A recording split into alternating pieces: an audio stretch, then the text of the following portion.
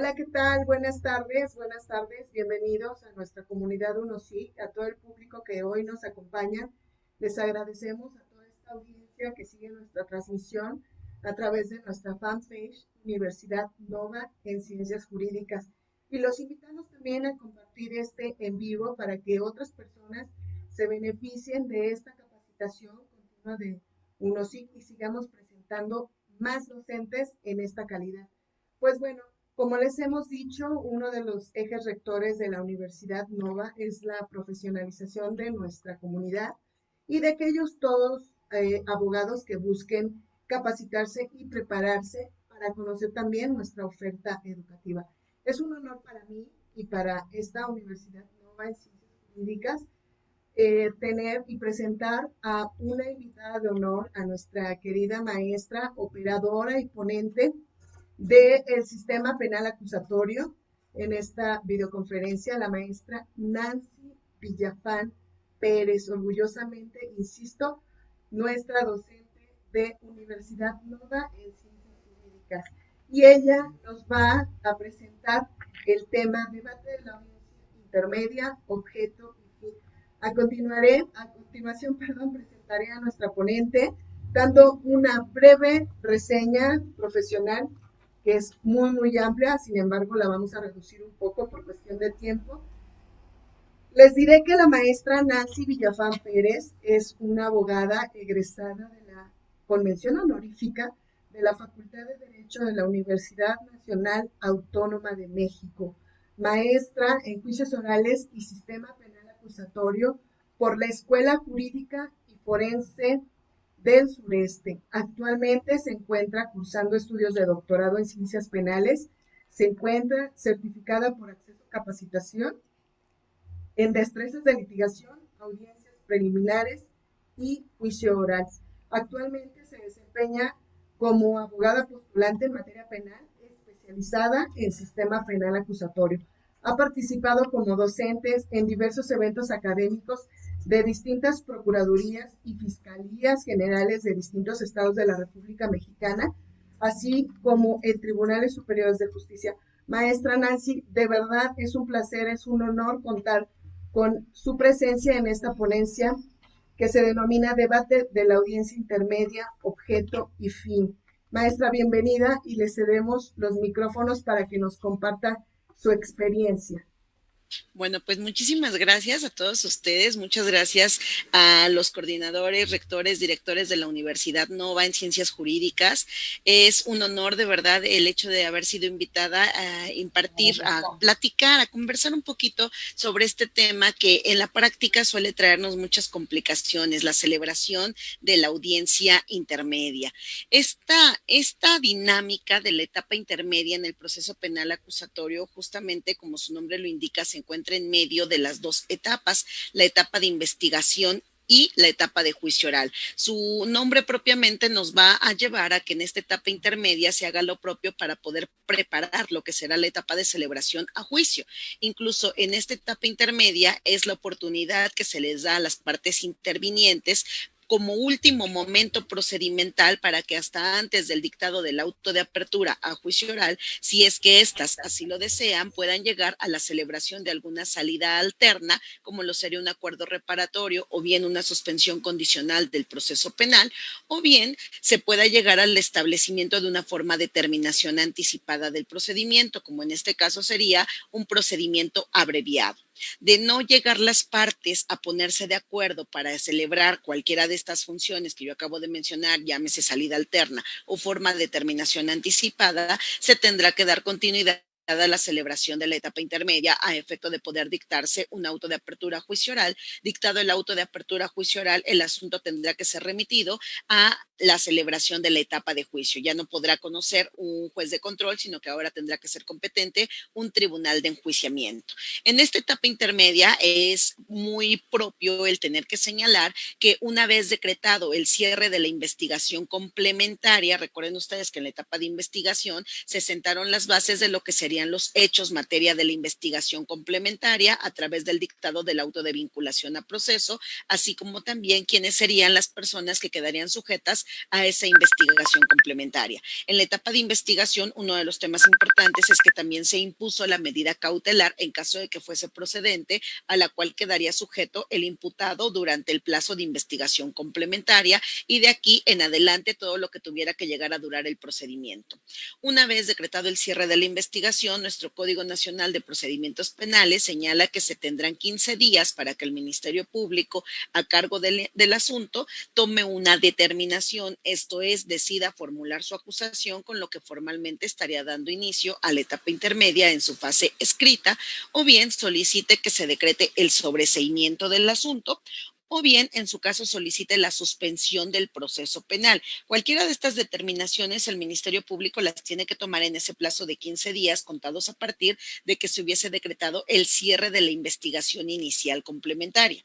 De no haberse tomado cualquiera de estas decisiones, el juez de control podrá conocer de la falta de cualquiera de estas decisiones una vez que ya se decretó el cierre de investigación complementaria, para efecto de que el juez de control aperciba al Ministerio Público por conducto de su superior jerárquico por un plazo de hasta 15 días más, para efecto de que se tome una decisión, cualquiera de las que yo ya mencioné. Ahora bien, en este supuesto, el mismo juez de control decretará el sobreseimiento oficioso, por así decirlo, de la acción penal, obviamente con las responsabilidades que pudieran surgir para tal caso para el Ministerio Público.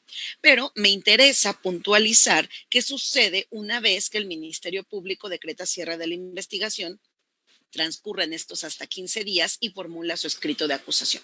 Formulado su escrito de acusación en términos de los requisitos que muy puntualmente señala el artículo 335 del Código Nacional de Procedimientos Penales, el Ministerio Público estará dando inicio formalmente a la etapa intermedia. La etapa intermedia se divide en dos. La etapa intermedia, por cuanto hace a su fase escrita, que va desde la formulación del escrito de acusación hasta antes de la celebración de la audiencia intermedia, propiamente ya en su fase oral, y la fase oral que yo estoy señalando, que corre desde la celebración de la audiencia intermedia hasta el dictado del auto de apertura a juicio oral. El Ministerio Público, una vez que haya tomado la determinación de formular ese escrito de acusación, el objetivo de presentar este escrito de acusación es el dar inicio a esta etapa intermedia. La etapa intermedia, de conformidad con el 334 del Código Nacional, tiene un objetivo. Su objetivo es llevar a cabo la depuración del establecimiento de los hechos que van a ser materia de controversia en etapa de juicio y la depuración de los mismos, así como la admisión del material probatorio que en su caso vaya a desahogarse en etapa de juicio para poder acreditar esa litis establecida a través de ese escrito de acusación. El escrito de acusación, en términos del 335, puntualiza que el Ministerio Público tiene que señalar los hechos materia de la acusación. Estos hechos, materia de la acusación, tienen que ser coincidentes con los mismos hechos por los cuales en su momento se dictó en ese asunto el auto de vinculación a proceso. ¿Por qué? Porque ese auto de vinculación a proceso fijó los hechos que serían materia de la investigación inicial complementaria. Ahora bien, ese mismo escrito de acusación se va a hacer cargo de establecer cuáles van a ser, en este caso, cuál va a ser la clasificación que el Ministerio Público le haya otorgado a estos hechos. En este tema de la clasificación, el Ministerio Público se hará cargo de establecer cuál es el delito por el cual se pretende perseguir penalmente a esta persona, así como también el establecimiento de la responsabilidad penal que en su caso se le busca atribuir a esta persona, para lo cual el Ministerio Público además va a establecer cuáles son estas modificativas de la responsabilidad penal que en su caso hayan surgido durante la investigación complementaria, porque esta es la base con la que pretendemos llegar a juicio. Ahora bien, el artículo 335 establece la posibilidad de que el Ministerio Público, al formular su escrito de acusación, pudiera presentar una clasificación jurídica distinta a la que fue otorgada en el dictado del auto de vinculación a proceso. De establecerse una clasificación jurídica distinta, ese va a ser el tema que justamente la defensa y en su caso pues la asesoría jurídica, si tuviera a bien, tendrán que hacer valer conforme a las actuaciones a las que se les destina su intervención durante la celebración de esta etapa intermedia. Una vez formulado este escrito de acusación, además un punto importante es que el Ministerio Público Público deberá de ofrecer sus medios de prueba que pretende que le sean admitidos durante el debate de la audiencia intermedia en su fase oral y que evidentemente fueron aquellos que el Ministerio Público pudo, en su caso, complementar durante esa investigación inicial complementaria. Estos medios de prueba ahora reúnen la característica de que tienen que quedar debidamente ofrecidos. Uno, para poder acreditar el delito y la responsabilidad penal que se le atribuye a ese acusado propiamente en etapa de juicio. Y número dos, para poder acreditar el tema de la reparación del daño. En este apartado, el Ministerio Público tiene que ofrecer sus medios de prueba cumpliendo con las formalidades esenciales para la admisibilidad de los mismos. Estas formalidades consisten en que los medios de prueba que vaya a ofrecer tienen que ser lícitos, tienen que ofrecerse conforme a las formalidades establecidas para cada uno de ellos en el Código Nacional de Procedimientos Penales, esto es, si son testimonios, si son periciales, si son documentos, si son evidencias materiales, cada uno de estos tiene que cubrir las formalidades de las que voy a puntualizar un poquito más adelante durante esta charla.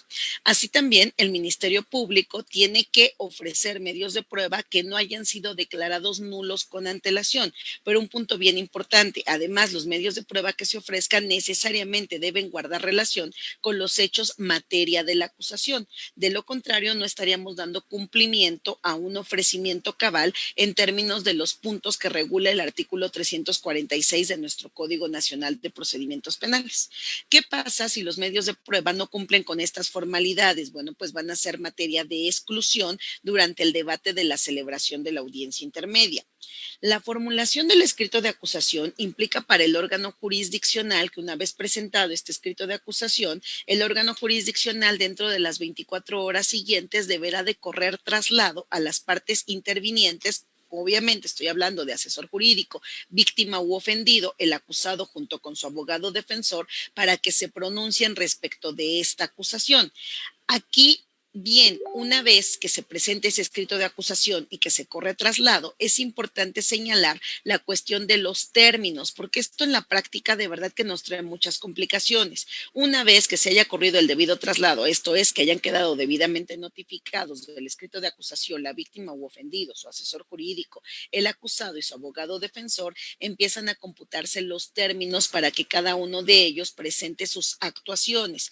En el caso de la víctima u ofendido, este es el momento procedimental formal en el cual ésta se podrá constituir en su carácter de coadyuvante. No hablamos propiamente de una acusación coadyuvante. ¿Por qué? Porque ya existe una acusación del Ministerio Público. No es que en este sistema existan dos acusaciones, es una sola acusación, la del Ministerio Público, pero si la víctima desea hacer valer su derecho de constituirse como coadyuvante, esa acusación del Ministerio Público se va a complementar con el pronunciamiento de la víctima u ofendido.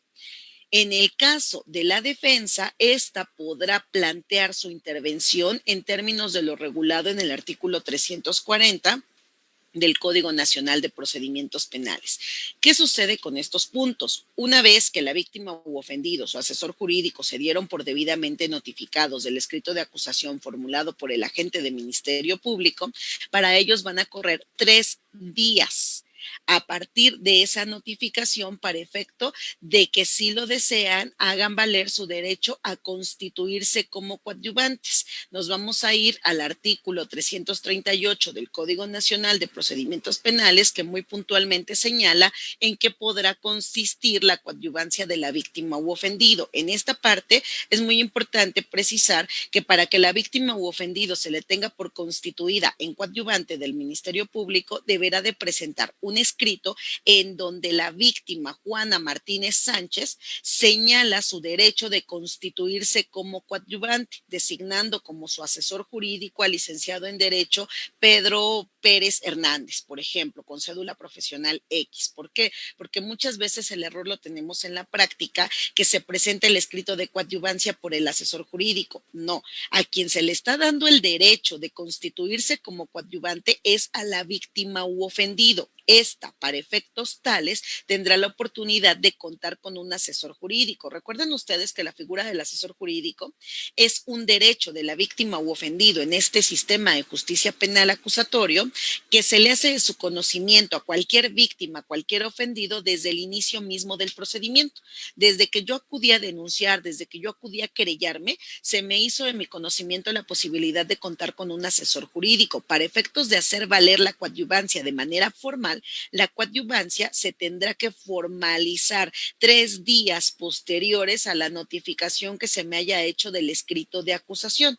Dicha coadyuvancia deberá de presentarse por escrito, cumpliendo con las mismas formalidades que se le requieren al Ministerio Público para la presentación de su escrito de acusación. En esta coadyuvancia, yo como víctima u ofendido puedo solicitar que se realicen aclaraciones o correcciones de carácter formal al escrito de acusación del Ministerio Público. Recuerden que es una sola acusación, por lo tanto, lo que yo puedo precisar es que solicito que se realicen correcciones a los vicios formales de la acusación del Ministerio Público. ¿Cuál podría ser un vicio formal? Por ejemplo, el Ministerio Público precisó que en el ofrecimiento de medios de prueba, por ejemplo, precisó la testimonial a cargo de Juan Hernández Pérez y la víctima, revisando los antecedentes de la investigación, dice no se trata Juan Hernández Pérez, se trata del testimonio de Juan Pérez Hernández. Corrección a un vicio formal de la acusación del Ministerio Público. Corrección formal a la acusación del Ministerio Público. Si no me precisó con mi nombre correcto, por ejemplo, Ana Martínez Gutiérrez, y resulta que me puso Ana María Martínez Gutiérrez. Muchas veces suele suceder porque generalmente los escritos se trabajan con una especie de formato que ya tienen las fiscalías. Entonces, si por ahí se fue un nombre de más o no me pusieron el nombre correcto, esa es una corrección de un vicio formal a la acusación del Ministerio Público. O, por ejemplo, precisar el lugar correcto en donde acontecieron los hechos, materia de ese escrito de acusación. Esa es una de las cuestiones en las que la víctima puede hacer valer este derecho de constituirse como coadyuvante, pero también puede ser que la víctima ofrezca medios de prueba. Puede ser que los medios de prueba ya hayan venido contenidos en su momento como antecedentes de la investigación, pero que en el momento de elaborar el escrito de acusación por el Ministerio Público fue omiso en ofrecer ese medio de prueba. O puede ser que ese material probatorio se desprenda de la propia investigación privada que realizó la asesoría jurídica de la víctima u ofendido. Por ejemplo, a lo mejor yo tengo una pericial en materia de psicología y esa pericial en materia de psicología, el Ministerio Público no la ofreció en el apartado de medios de prueba de su escrito de acusación. Si yo tengo en mi poder esa pericial en materia de psicología, en mi constitución como coadyuvante, puede ser, por ejemplo, que como víctima u ofendido, yo solicite la cuantificación sobre el tema de la reparación del daño. Si yo voy a solicitar esa cuantificación sobre el tema de la reparación del daño, pudiera ser que, por ejemplo, yo también ofrezca mis medios de prueba tendientes a este tema de la reparación del daño. A lo mejor el Ministerio Público tiene un dictamen pericial en materia de medicina legal, pero resulta que yo cuento con uno en materia de medicina del trabajo, de donde pudiera llegar a desprenderse que el monto de la reparación del daño que está solicitando el Ministerio Público se tiene que elevar. O, por ejemplo, yo gasté gastos funerarios porque resulta que pues soy la viuda, la persona que fue privada de la vida, tuvo que haber sido enterrada o la cremaron y demás. Y bueno, pues yo tengo el comprobante, tengo la factura de los gastos funerarios que surgieron con motivo de, entonces el Ministerio Público no lo ofreció. A mí me sirve el ofrecimiento porque va encaminado al tema de la reparación del daño.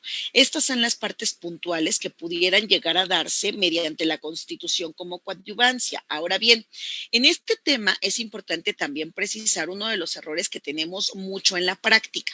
El escrito de coadyuvancia se presenta por la víctima u ofendido, en este caso, directamente ante la unidad de gestión administrativa del órgano de control correspondiente ante el cual se vaya a celebrar la etapa intermedia en su fase oral. Este escrito de coadyuvancia que se presenta por la víctima u ofendido no debe de traer acompañado el caudal probatorio con el que la víctima cuenta y que en su caso haya ofrecido. El material probatorio, la víctima u ofendido lo tiene que entregar directamente ante el Ministerio Público. ¿Por qué? Porque aquí va a empezar a contarse algo que dentro del proceso penal, para efectos de esta etapa intermedia, por eso les decía que es bien complicada la cuestión de los tiempos en la etapa intermedia, porque aquí va a empezar a computarse algo que se llama descubrimiento probatorio. El Ministerio Público, al haber formulado su acusación, tiene la obligación de darle el acceso material a la defensa del acusado, tanto a lugares, a objetos y a todos los antecedentes de la investigación que el Ministerio Público haya reunido. Todo el material probatorio que el Ministerio Público haya ofrecido en su escrito de acusación, junto con todo lo que formen los antecedentes de la investigación, llámense lugares que se encuentren asegurados, llámense objetos, materiales que se encuentran resguardados en la bodega de resguardo de evidencia, el Ministerio Público está obligado a descubrir probatoriamente todo de manera material a la defensa del acusado. Lo mismo sucede si la víctima u ofendido está llevando a cabo mediante esta constitución como coadyuvante el ofrecimiento de medios de prueba. Estos medios de prueba tendrá que acudir la víctima, se los tendrá que entregar al Ministerio Público para que el descubrimiento probatorio de la víctima u ofendido hacia la defensa del acusado materialmente corra a costa del Ministerio Público. Muchas veces en la práctica, un error que tenemos es que se presenta el escrito de coadyuvancia de la víctima u ofendido ante el juez de control y erróneamente se anexan los medios de prueba a ese escrito. Si esto llega a suceder, lo que hacen los órganos jurisdiccionales a través de las unidades de gestión administrativa es apercibir a la víctima u ofendido, dándole un plazo de tantos días para que acuda al órgano de control y recoja, en su caso, los documentos en los que obran los medios de prueba que la víctima pretende ofrecer. ¿Por qué? Porque estos medios de prueba no son conocidos por el juez de control, ya que estos van a ser materia de debate en el momento de la exclusión probatoria durante la celebración de la audiencia intermedia. Ya señalé que estos 3 días son muy puntuales para que la víctima u ofendido haga valer este derecho de constituirse como coadyuvante. El Código Nacional de Procedimientos Penales hace una excepción por cuanto hace a la entrega material de los dictámenes periciales, si es que estos se ofrecieron como medios de prueba. Dice el Código Nacional que estos dictámenes periciales podrán entregarse hasta 3 días antes, a más tardar, de la celebración de la audiencia intermedia. Oiga, entonces, eso significa que yo puedo ofrecer mis pruebas periciales 3 días antes de la celebración de la audiencia intermedia. No, no te equivoques. Eso quiere decir que el ofrecimiento se tiene que hacer en el escrito de coadyuvancia. La entrega material para efecto de garantizar el descubrimiento probatorio, si no los tienes en tu poder en ese momento, se podrá realizar a más tardar 3 días antes de la celebración de la audiencia intermedia. Nos ha sucedido en la práctica, ¿no? Que muchas veces llegas a la audiencia y de repente se presenta la víctima u ofendido acompañada de su asesor jurídico y el asesor jurídico dice, bueno, pues es que en este momento vengo a entregarte el dictamen pericial en materia de psicología, por ejemplo. Oye, sí, pero no viene señalado en tu escrito de coadyuvancia. Pero es que aquí dice el código. No, el código dice que la entrega se podrá hacer en caso de que no hayas contado con él a más tardar 3 días antes de la celebración de la audiencia intermedia. Pero su ofrecimiento se tiene que hacer dentro de ese escrito de coadyuvancia de la víctima u ofendido, ¿sale? Entonces, transcurridos estos 3 días que se le dieron a la víctima u ofendido, en caso de que la víctima u ofendido no se haya constituido como coadyuvante o bien se haya hecho valer su derecho y se haya constituido como coadyuvante, ahora vienen 10 días para la defensa del acusado. En estos 10 días, la defensa del acusado se tiene que pronunciar en términos de lo establecido en el artículo 340 del Código Nacional de Procedimientos Penales. Esto es, la defensa del acusado puede también por escrito hacer valer las peticiones a las correcciones formales del escrito de acusación del Ministerio Público o bien del escrito de coadyuvancia de la víctima u ofendido. Ojo, aquí voy a hacer un paréntesis. Pudiera ser que En el momento de pronunciarse la defensa en términos de este 340 del Código Nacional, también se ofrezcan los medios de prueba. ¿Cuáles medios de prueba? Aquellos que la defensa va a pretender que les sean admitidos durante la celebración de la fase oral de la audiencia intermedia y que queden así establecidos en el dictado del auto de apertura a juicio oral para que se proceda a su desahogo conforme a las reglas que establece el código en la etapa de juicio oral correspondiente. De ser así, tiene que llevar a cabo su ofrecimiento en este escrito que va a presentar en términos del artículo 340. Aquí en su momento se llegó a generar debate. Oiga, pero es que dice que podrá la defensa, el artículo 340 dice que la defensa del acusado podrá pronunciarse dentro de los 10 días siguientes a que feneció el plazo de los 3 días que se le concedieron a la víctima u ofendido para hacer valer cualquiera de estos supuestos. Por lo tanto, entonces, si yo no quiero, no es necesario que yo ofrezca mis medios de prueba y los puedo ofrecer hasta la celebración de la audiencia intermedia. Ojo, tenemos criterio de nuestro máximo tribunal que, haciendo valer el principio de igualdad entre las partes, le exige a la defensa que dicho ofrecimiento se realice en este escrito del artículo 340 para que estemos en capacidad de entrar puntualmente a lo que sería también el descubrimiento probatorio. ¿Qué pasa si la defensa no llevó a cabo esta función en términos del artículo 340 y pretende llegar a ofrecer hasta el día de la celebración de la audiencia intermedia? Va a ser una causal de exclusión de medios de prueba en términos de la fracción 4 del artículo 346 del Código Nacional de Procedimientos Penales. Obviamente, ya sé, me van a decir, bueno, pero es que si se me excluye mi medio de prueba, puedo interponer el medio de impugnación al cual hace referencia el 467 del Código Nacional. Esto es interponer el recurso de apelación.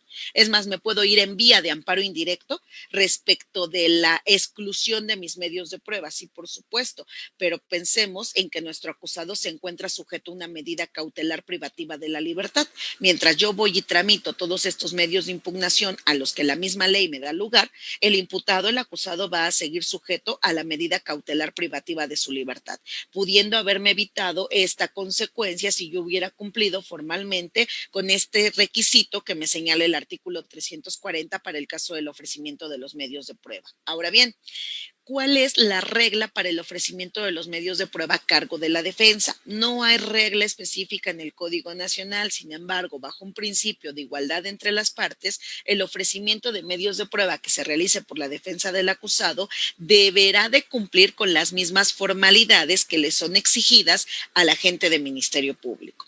¿Cuáles son las formalidades que vamos a encontrar? Bueno, el 335 en el último párrafo se refiere a las formalidades que deben de revestir el ofrecimiento de los medios de prueba testimoniales y periciales. Si son testimoniales, se tiene que individualizar correctamente al testigo. Se tiene que señalar, en este caso, los puntos sobre los cuales va a versar dicho testimonio. Estos puntos sobre los cuales va a versar dicho testimonio tienen que ver con la idoneidad y con la pertinencia de la prueba. ¿Por qué es un medio de prueba que guarda relación con los hechos y que se va a desprender de ese material probatorio que en todo caso guarde relevancia con los hechos materia de la acusación? Así también se tiene que precisar si ese medio de prueba yo me voy a comprometer a presentarlo el día de la celebración de la audiencia de juicio o solicito que se realice la citación de este testigo por conducto de la autoridad jurisdiccional correspondiente. Generalmente, cuando son medios de prueba testimoniales que ofrece la defensa y que sabe que cuenta con ellos, que los tiene disponibles, generalmente la defensa tiene que precisar que se va a comprometer a presentarlos el día y la hora que se tenga bien a señalar para la celebración de la audiencia de juicio. Y también es importante que se señale cuál va a ser la forma de incorporación de ese testimonio en la audiencia de juicio. Esto es, que se va a incorporar bajo las reglas de interrogatorio que establece el artículo, que establece el Código Nacional de Procedimientos Penales, perdón. En el caso de los testimonios, así se ofrecen. En el caso de las periciales, además de cumplir con estos requisitos, tengo que precisar la ciencia, técnica, arte, oficio, profesión, respecto de la cual se trabajó esa pericial por ese perito. En el caso de los peritos oficiales de la Procuraduría, bueno, pues basta con que se señale que se está ofreciendo una pericial en materia de criminalística a cargo del perito Juan Pérez Hernández con número oficial X. Se sabe y se entiende que si son peritos, bueno, pues evidentemente estos peritos están habilitados para fungir como tal porque ya pasaron todos los requisitos que para tal efecto exige la institución de la Fiscalía General de Justicia o de la Fiscalía General de la República. Lo mismo, se tiene que precisar para el caso de las periciales los puntos sobre los cuales va a versar la prueba. Aquí no lo olviden, se refiere a idoneidad y pertinencia de ese medio de prueba y señalar la forma de incorporación de este. Aquí sí son reglas muy específicas para testimoniales y periciales, pero ¿qué pasa si yo voy a ofrecer documentales? Si yo voy a ofrecer documentales, número uno, el Código Nacional de Procedimientos Penales no hace una separación entre documentos públicos y documentos privados. Se llaman documentos. El documento que se ofrezca, que se admita y que se desahogue en la etapa de juicio, de este documento se tiene que estructurar cuál va a ser su incorporación en la etapa de juicio. Si el documento produce certeza, produce convicción ante el tribunal de enjuiciamiento, quiere decir que nos ha dado como resultado fiabilidad en el mismo, para lo cual entonces el Código Nacional ya no señala el ofrecimiento de medios de prueba documentales consistentes en públicos y en privados. Todos se van a ofrecer bajo el mismo rubro, son documentos. Lo que sí se tiene que señalar es una especie de síntesis de la fecha, la hora, el lugar del documento, el número del documento, por ejemplo, si son facturas, por ejemplo, si son cartas, por ejemplo, el número de seguimiento de ese documento, si fuese una factura electrónica, se tiene que señalar además el punto sobre el cual va a versar esa prueba, idoneidad y pertinencia, y el cómo se va a incorporar a juicio. Generalmente cuando son documentos se señala que dicho documento será incorporado a través del testigo que lo autentifique y que lo identifique durante la celebración de la audiencia de juicio. ¿Quién podrá ser ese testigo? Puedo precisar que dicho documento se va a incorporar previa identificación y reconocimiento que del mismo realice el testigo Juan Pérez Hernández, o puedo ofrecerlo señalando que dicho documento se va a incorporar a la etapa de juicio oral correspondiente previa identificación y reconocimiento que del mismo realice el testigo idóneo al respecto. ¿Por qué? Pues porque pudiera ser que durante la audiencia de juicio, por ejemplo, de ese documento me hable la víctima, pudiera ser que de ese documento me hable el policía, pudiera ser que de ese documento me hable el perito. Yo decido con qué testigo voy a incorporarlo en la etapa de juicio. Una vez que se haya sentado esta base, eso es lo que en la práctica se dice, sentar las bases, esto es que haya sido debidamente identificado y reconocido el mismo. ¿Vale? En el caso de los documentos y las evidencias, no existe una regla específica para su ofrecimiento. Sin embargo, bueno, pues hemos tratado de utilizar esta cuestión que es la identificación y el reconocimiento de los mismos para efecto de que se dé su incorporación en la etapa de juicio oral. Esto partiendo de las reglas establecidas en el artículo 380, 383 y 387 del Código Nacional de Procedimientos Penales, pero como tal no hay una regla específica en el artículo 335 que nos diga cómo es que se van a ofrecer los documentos y las evidencias materiales. Ambas van a ser incorporadas a juicio a través de un testigo que las identifique y que las reconozca. Eso es, insisto, lo que en la práctica se conoce como sentar las bases. ¿Vale? Ahora bien, la defensa entonces del acusado tiene que llevar a cabo este ofrecimiento de sus medios de prueba bajo el riesgo de que si no los ofrezco en términos de este escrito del artículo 340 va a correr la suerte probablemente de que en el momento del debate durante la audiencia intermedia de la exclusión probatoria la parte contraria se oponga a que mis medios de prueba sean admitidos en términos de la fracción 4 del artículo 346 del Código Nacional. Esto es por tratarse de medios de prueba ilegales, es decir, que no han sido ofrecidos, en su caso, siguiendo las formalidades esenciales para los mismos. Insisto, aquí nuestro máximo tribunal ya se ha referido a un principio de igualdad. Y aunque no es propiamente jurisprudencia, bueno, pues pudiera darse el caso de que algún juez de control lo tome como de carácter vinculante y esto pudiera traer el riesgo de que esos medios de prueba no les sean admitidos a la defensa, aunque posteriormente la defensa pudiera interponer algún medio de impugnación, pues el tiempo sigue avanzando en perjuicio del acusado, sobre todo si éste se encuentra privado de su libertad. Pudiera ser que dentro de las funciones que también puede materializar la defensa en términos de este artículo 340, la defensa solicite la separación o la acumulación de acusaciones. Recuerden que la etapa intermedia es la última etapa procedimental en donde se pudiera llegar a dar esto, que se Así también la defensa podrá manifestarse para cuestión de evitarnos el debate propiamente en la audiencia intermedia, pudiera llegar a manifestarse sobre los acuerdos probatorios que en su caso formuló el Ministerio Público en su escrito de acusación, o bien pronunciarse sobre diversos acuerdos probatorios que la defensa tenga bien a proponer para efecto de que estos puntos no sean materia de debate durante la celebración de la audiencia de juicio. Esto la defensa lo tiene que hacer dentro de estos 10 días contados a partir de que fenecieron los 3 días que se le concedieron a la víctima u ofendido para que hiciera valer su constitución como coadyuvante. ¿Qué sucede si la defensa actúa en este sentido de ofrecer medios de prueba en este escrito del artículo 340? ¿No? A mí me encanta porque muchas veces en la práctica dicen, es que la defensa va a contestar la acusación y seguimos peleándonos en que si la defensa contesta o no contesta acusación. Dejémoslo en que es un pronunciamiento en términos del artículo 340. No es propiamente una contestación de acusación, es un pronunciamiento el que la defensa tendrá que hacer en términos del artículo 340, sobre todo si se refiere a este momento que es el ofrecimiento de los medios de prueba, porque la defensa ahora tendrá la obligación de llevar a cabo su descubrimiento probatorio. ¿En qué va a consistir el descubrimiento probatorio? A cargo de la defensa. La defensa tendrá que hacer lo mismo. El escrito en términos del 340 tendrá que presentarlo ante la unidad de gestión administrativa del órgano de control correspondiente.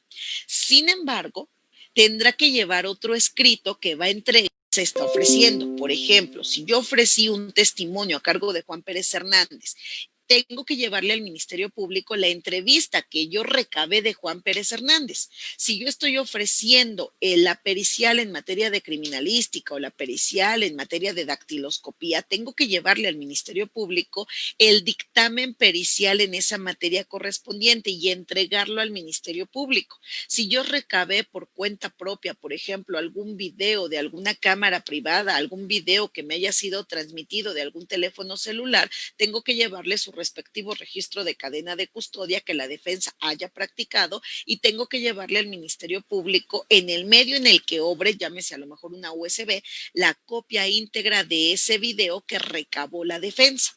Si yo voy a llevar, por ejemplo, alguna evidencia material, lo mismo sucede, tengo que entregarle al Ministerio Público esta evidencia. Ahora bien, aquí tenemos una pequeña confusión porque muchas veces nos suele pasar en la práctica. Supongamos que yo tengo un dictamen pericial en materia de criminalística, yo defensa lo practiqué y de ese dictamen pericial vienen acompañadas una serie de fotografías que el perito tomó y que me van a servir para en su momento en la etapa de juicio poder proyectarlas al perito cuando él pase a someterse a ese desahogo probatorio y que le sirvan para poder explicar cuáles fueron los puntos que tomó en consideración para llegar a esa conclusión que ya refiere que en su dictamen pericial y que obviamente ya refirió durante el desarrollo del interrogatorio en etapa de juicio. Oiga, esas fotografías o esos videos que tomó el perito, ¿tengo que ofrecerlos independientemente? No, ya forman parte del dictamen pericial, nada más que en el dictamen pericial sí hay que precisar que se solicita que esas fotografías que son, por ejemplo, 5, que vienen de la foja 2 a la foja 3, se le permite al perito hacer uso de las mismas como material ilustrativo. Entonces, cuando pase mi perito a la etapa de juicio y se someta a su desahogo probatorio, el interrogatorio, ese perito me va a decir, por ejemplo, y las fotografías y el lugar que se encontraba así y así, además yo lo fotografié. De ese lugar yo recabé 5 fotografías.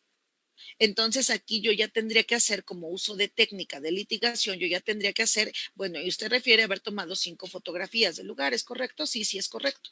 Si yo le pusiera a la vista esas fotografías, ¿usted podría identificarlas para efecto de ilustrar al tribunal de enjuiciamiento? Sí, sí podría. Sí, de hecho, me gustaría que estas fotografías se proyectaran. A veces los mismos peritos te van dando la pauta. Me gustaría, su señoría, solicitar autorización para efecto de que se me permita la proyección de la fotografía 1, 2, 3, 4 y 5 que formaron parte de mi dictamen, al cual ya hice alusión. No es que se ofrezcan separadas, no es que se ofrezcan de manera independiente, va a ser material ilustrativo para el perito que en su momento, en etapa de juicio, se podrá hacer uso del mismo para efecto de eso, de que lleve al tribunal de enjuiciamiento a producir esa convicción mediante la observación directa del tribunal de enjuiciamiento de aquellos puntos que está refiriendo el elemento de servicios periciales. Esto es a lo que se perdón, a lo que se denomina descubrimiento probatorio a cargo de la defensa del acusado. Este descubrimiento probatorio a cargo de la defensa del acusado se tiene que hacer entrega material del abogado defensor del acusado hacia el agente del Ministerio Público. Aquí es muy conveniente que, por ejemplo, la defensa lleve este escrito que va a consistir en este descubrimiento probatorio al que le va a anexar todos los elementos medios de prueba que pretenda llegar a ofrecer durante la celebración de la audiencia intermedia y hacerle un desglose al Ministerio Público de lo que se le está entregando y lo que se está recibiendo. ¿Por qué? Porque una parte importante que se tiene que analizar para efecto de la celebración de la audiencia intermedia es que el descubrimiento probatorio se haya cubierto por cada una de las partes intervinientes. De no haberse satisfecho el descubrimiento probatorio, no se van a dar las condiciones objetivas para que se pueda celebrar esa audiencia intermedia. Por eso, lo mismo sucede en el caso de la víctima u ofendido. Obviamente va debidamente asesorada por un licenciado en Derecho. El licenciado en Derecho tiene que cubrir con esta cuestión, llevar un escrito en donde está elaborando su descubrimiento probatorio y en donde está desglosando qué es lo que le va a entregar al Ministerio Público para que por conducto del Ministerio Público, a costa del Ministerio Público, se logre satisfacer este descubrimiento probatorio para la defensa del acusado.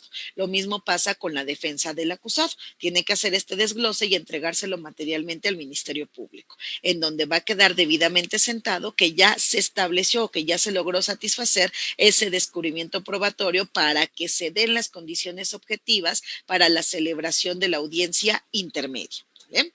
Ahora bien, en esta parte es muy importante señalar que una vez satisfecho el descubrimiento probatorio y satisfecha esta parte que corresponde a las funciones tanto de la asesoría jurídica como de la defensa del acusado, estaremos en condición de celebrar audiencia intermedia. La fecha para la celebración de la audiencia intermedia se les hizo de su conocimiento a las partes intervinientes desde que se dictó el auto correspondiente a la formulación de la acusación del Ministerio Público y fueron debidamente notificadas en el momento en el que se les corrió traslado con esa acusación del Ministerio Público.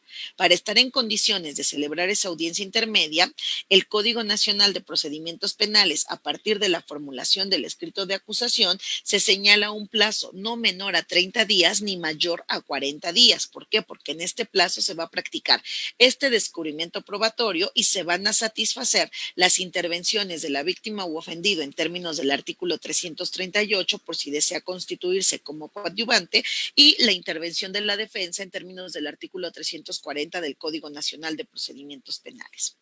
Satisfecho esto, estaremos ahora sí en condición de llegar a la celebración de la audiencia intermedia. ¿Qué es lo que va a suceder durante esa audiencia intermedia?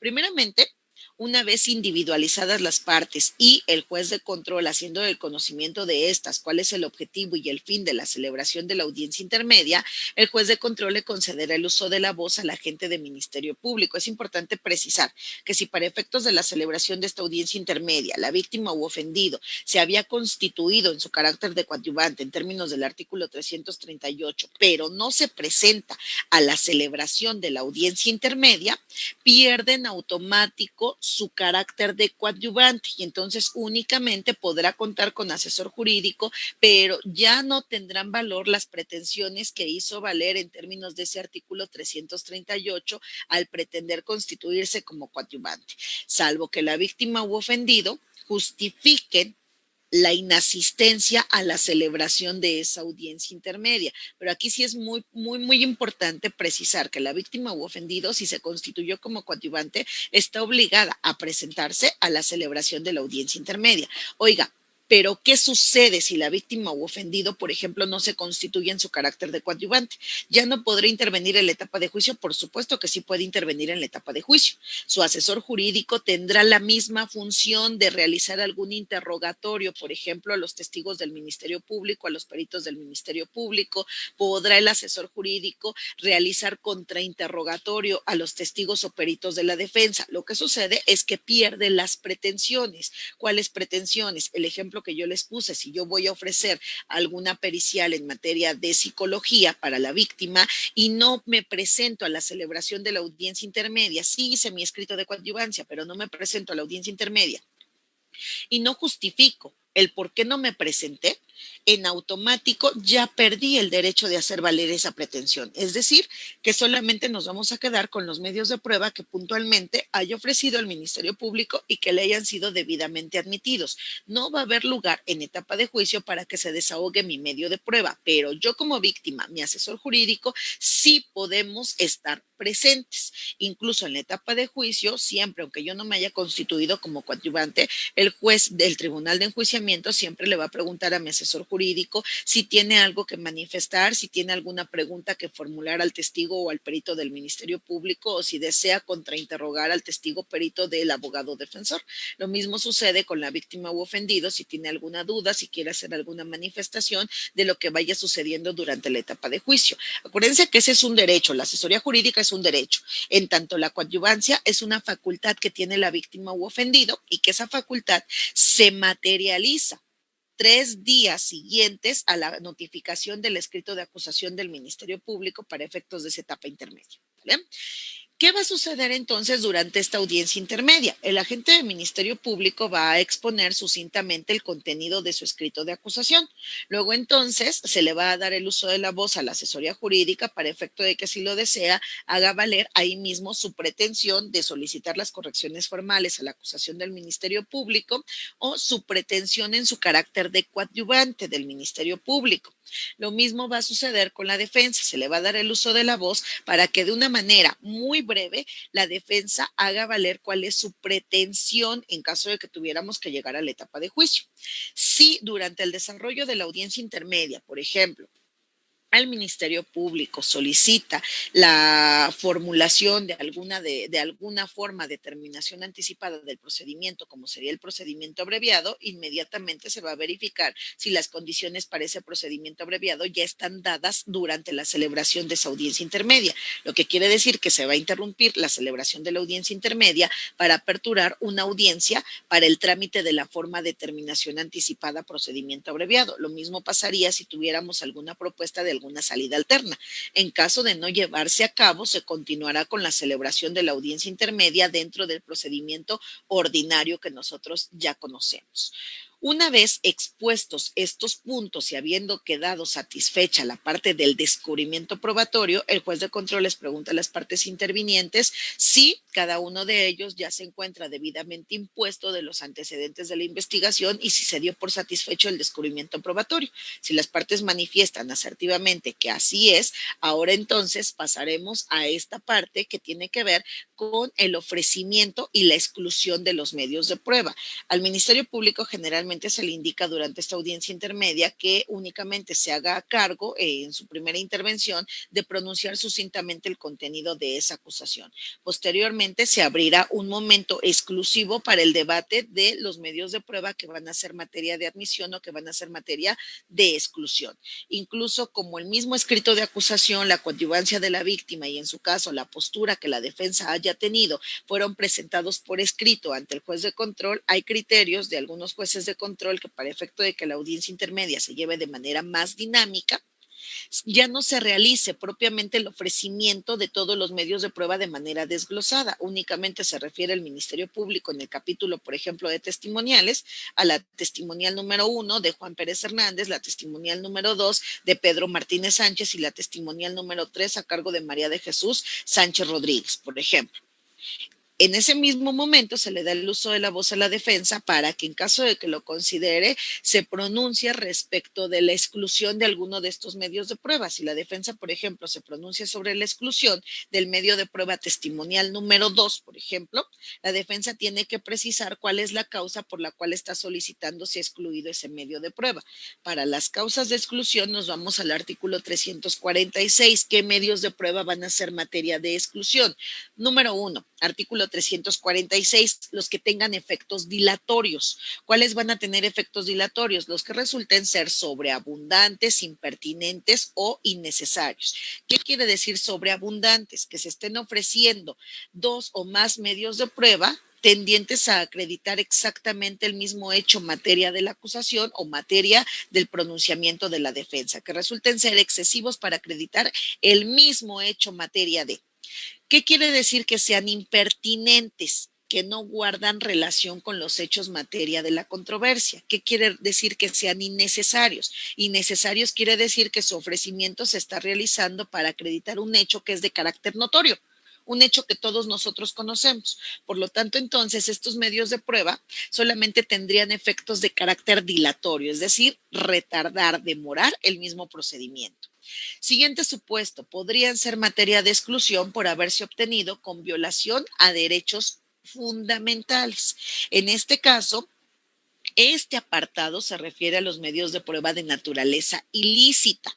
Todo medio de prueba que fue obtenido, que fue incorporado mediante violación a derechos fundamentales, este es el momento oportuno para que se declare su exclusión probatoria. Nada más que yo tengo que precisar cuál es el derecho fundamental que se considera en su caso violado a través de la obtención, a través de la incorporación de ese material probatorio, a través del descubrimiento de ese material probatorio y cuál es el efecto de esa violación a derecho fundamental. Si solamente voy a solicitar que sea excluido ese medio de prueba o si ese medio de prueba viene acompañado de otro que en consecuencia de la forma en la que éste fue obtenido, necesariamente también tenga que declararse excluido. ¿Sale?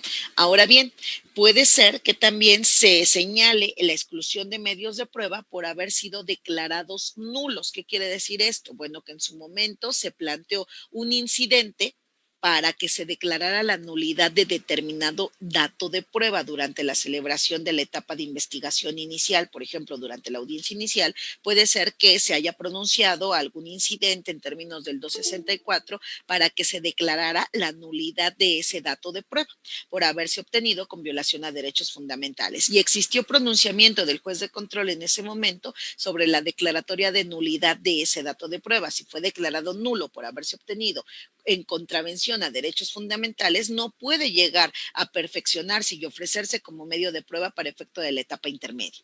Siguiente supuesto. Puede ser que su ofrecimiento contravenga las disposiciones legales que para tal efecto establece el Código Nacional de Procedimientos Penales. Y aquí me refiero a esos medios de prueba que pueden ser testimonios, pueden ser periciales, pueden ser documentales, pueden ser evidencias cuyo ofrecimiento no está siguiendo las formalidades que para el mismo tiene previsto el Código Nacional. En el caso de un testimonio que se esté ofreciendo sin precisar, por ejemplo, la individualización del testigo, en el caso de un testimonio que se esté ofreciendo sin señalar los puntos sobre los cuales va a versar dicho interrogatorio de ese testigo en audiencia de juicio, o que se esté ofreciendo sin señalar cuál va a ser su forma de incorporación en etapa de juicio, nos encontramos en este supuesto. En este supuesto también nos encontramos cuando la defensa pretende llegar a ofrecer medios de prueba hasta el momento de la celebración de la audiencia intermedia, habiéndose pasado por alto el requisito del artículo 340, es decir, sin haberlos ofrecido por escrito y sin haber satisfecho su descubrimiento probatorio. El descubrimiento probatorio es un requisito, formalidad que para tal efecto establece el Código Nacional de Procedimientos Penales. Aquí va a venir entonces el debate de los medios de prueba que van a ser materia de exclusión.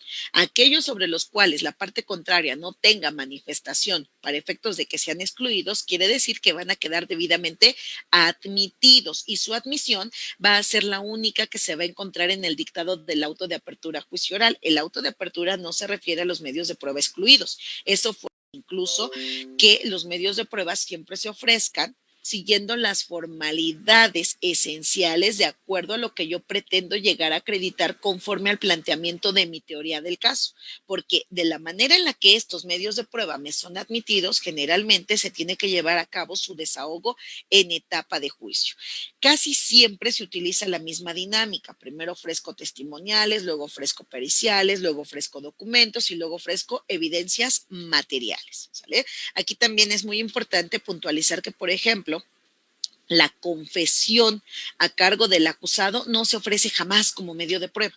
Ni la entrevista del acusado se ofrece como medio de prueba. En el sistema tradicional probablemente lo hacíamos, en este sistema no. ¿Por qué? Porque es un derecho fundamental de la persona. Me ha tocado ver escritos de la defensa en donde están ofreciendo la entrevista del señor acusado que se rindió en instancia ministerial o la declaración del acusado que se rindió durante la celebración de la audiencia inicial. No es un medio de prueba, no se ofrece dentro del escrito que va a formular la defensa. ¿Sale? Entonces, una vez llevado a cabo esta parte que tiene que ver con la exclusión de los medios de prueba, bueno, pues ya tenemos lista la parte importante, la parte medular.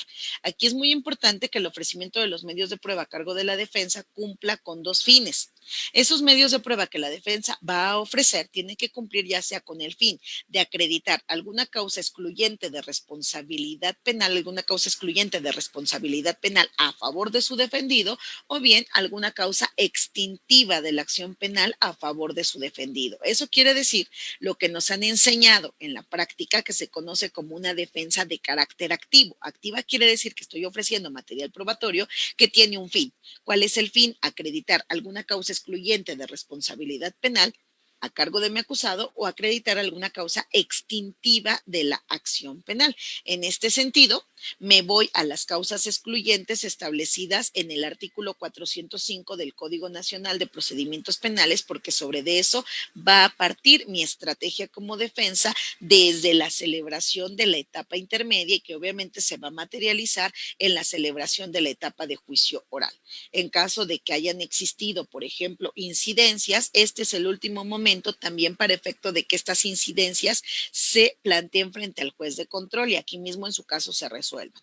También se van a pronunciar las partes intervinientes sobre los acuerdos probatorios. ¿Qué son los acuerdos probatorios? Son hechos que por su propia naturaleza se dan por probados derivados de los antecedentes de la investigación y que no van a tener que ver con cuestiones de acreditación del fondo de la litis. Por ejemplo, en un tipo penal de estupro, el Ministerio Público ofrece acta de nacimiento, documento acta de nacimiento de la menor, de donde se desprende que la menor, para efecto de la Ciudad de México, por ejemplo, tiene 16 años cumplidos desde la fecha de nacimiento hasta el momento en el que acontecieron los hechos. Si la edad de la menor para el caso del estupro es un requisito de ese tipo penal, pero se da ya por acreditado a través, por ejemplo, de la pericial en materia de psicología, si ya todos sabemos que se trata de una menor de edad, el acuerdo probatorio va a quedar sobre el establecimiento de la edad de la menor. Esto es que la menor tiene 16 años o que tenía 16 años para el momento de la realización del hecho materia de la acusación. Por lo tanto, entonces, en consecuencia, ya no se va a necesitar del medio de prueba consistente en el documento acta de nacimiento porque su objetivo era acreditar la edad de la menor y la edad ya quedó debidamente establecida como acuerdo probatorio. ¿Vale? Eso sería el tema de los acuerdos probatorios. Generalmente el Ministerio Público se pronuncia desde su escrito de acusación y por eso te corrimos traslado a ti víctima u ofendido, te corrimos traslado a ti defensa para que durante la celebración de la audiencia intermedia nada más precisemos si estás de acuerdo con el acuerdo probatorio que se pronunció el Ministerio Público en su escrito de acusación y si deseas proponer en su caso algún otro acuerdo probatorio, porque estos son hechos que se depuran y que ya no van a ser materia de debate durante la celebración de la audiencia de juicio oral. Antes de proceder al dictado del auto de apertura a juicio oral, el juez de control les pregunta a las partes intervinientes por última ocasión si existe la posibilidad de llegar a alguna salida alterna o de acceder a alguna forma de terminación anticipada del procedimiento.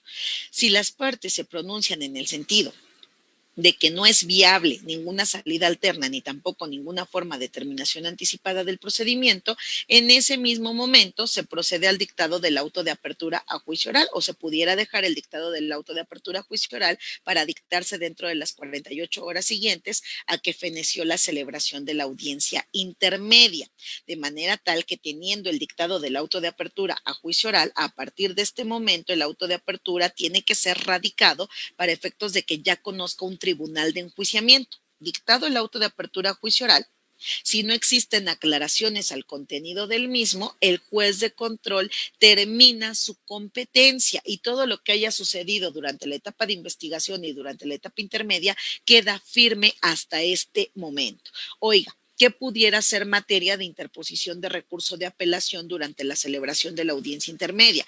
La exclusión de mis medios de prueba. Si yo ofrecí un testimonio y ese testimonio me fue excluido de la celebración de la audiencia intermedia, quiere decir que en consecuencia no se podrá desahogar en etapa de juicio. ¿Qué puedo apelar? La exclusión de mis medios de prueba.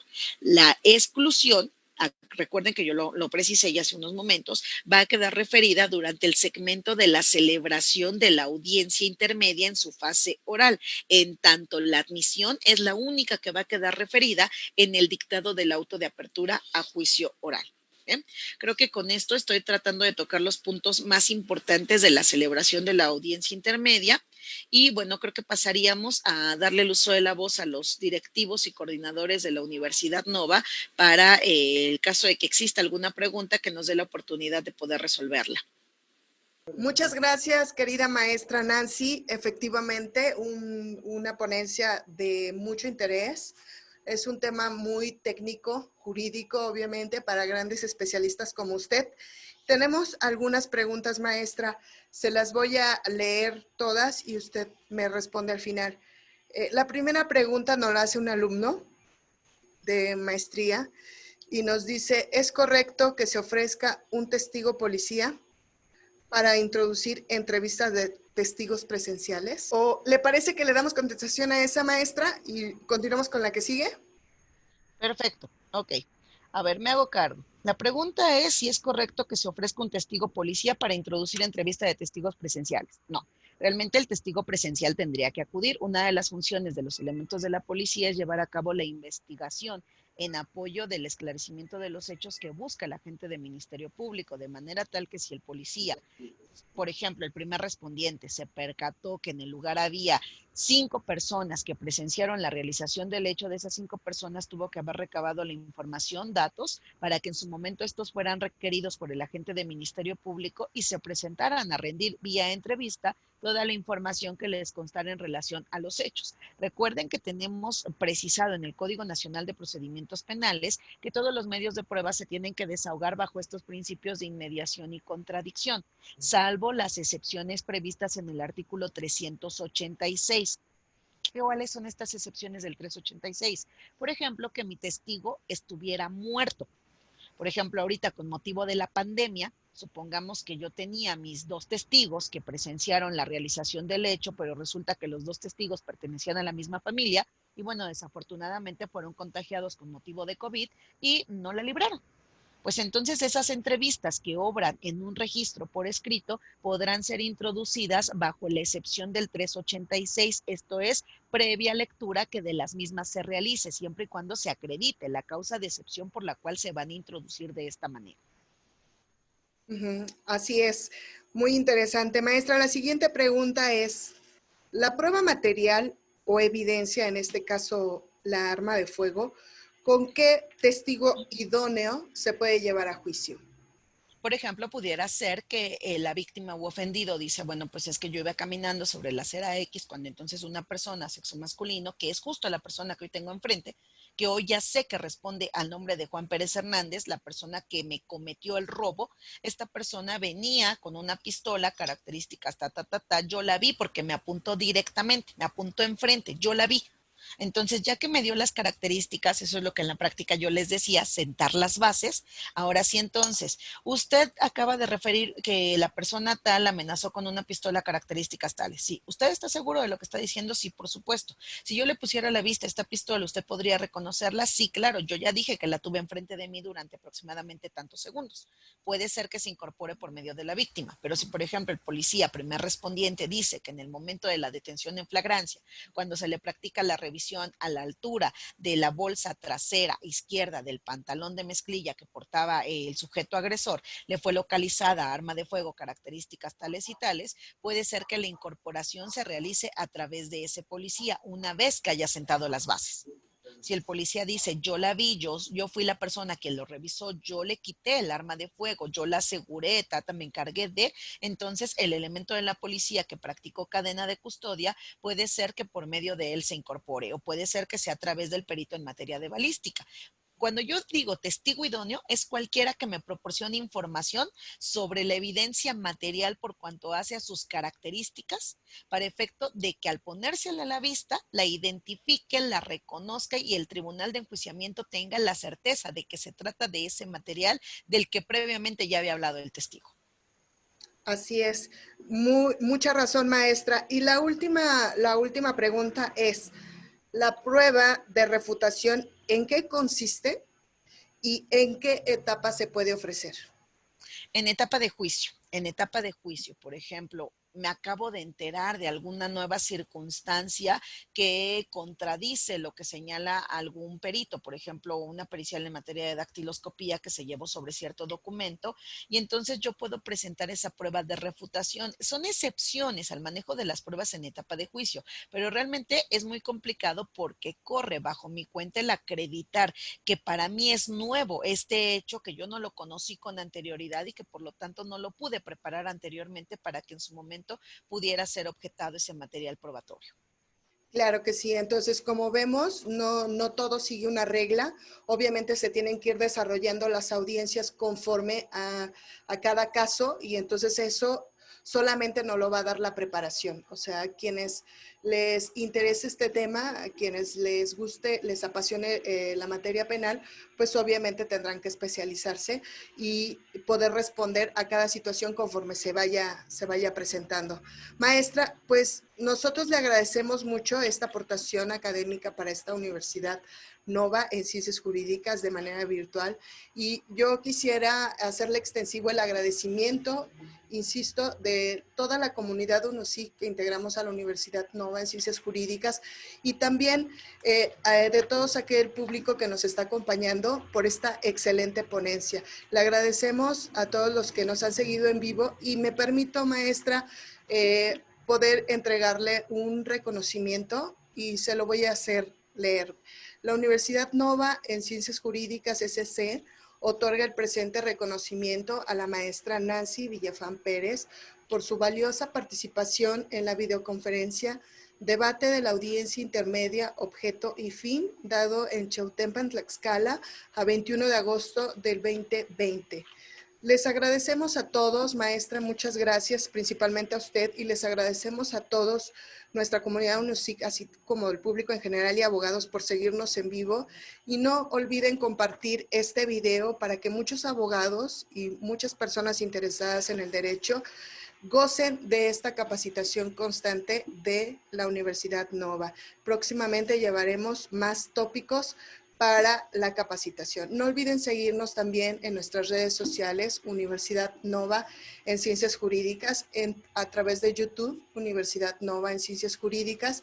Y si alguno desea información, puede seguirnos a través de www.unosic.edu.mx. Siga nuestra página oficial. Gracias por su preferencia y no olviden, UNOVA y sé diferente. Pues muchísimas gracias por la invitación a todos ustedes. Un abrazo virtual a todos ustedes y bueno, pues estamos a sus órdenes. Como ya escucharon, pues soy docente también de esta institución, entonces cualquier cosa, pues estamos a sus órdenes a través también de mi página de Facebook. Es abogada Nancy Villafán. Cualquier duda, cualquier tema que tengan por ahí, pues con todo gusto nos damos a la tarea de leerlos detenidamente y si está en nuestras manos, pues darles una respuesta que en su momento les pueda servir. Gracias, hasta luego, adiós.